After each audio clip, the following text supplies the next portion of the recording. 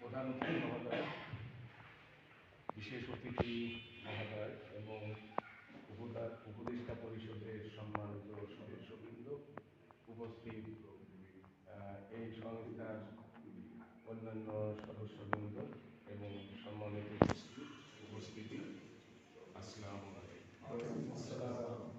আসলে বক্তব্য কি দিব ভালো লাগছে না।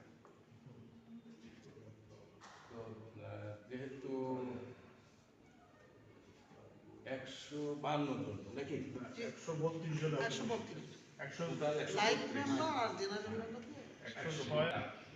আমাদের কিন্তু আয়োজনের কোনো ত্রুটি না, ঠিক আছে।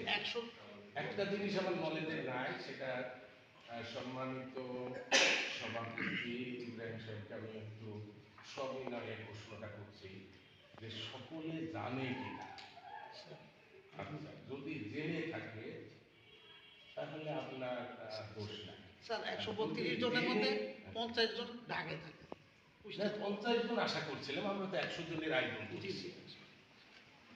তো এই উপস্থিতি নিয়ে আমার অ্যাডভোকেট মহোদয়, তারপরে আমাদের যুব উন্নয়নের ডিডি মহোদয়, ইসলামী ফাউন্ডেশনের ডিডি মহোদয়, এবং কি করে সম্ভব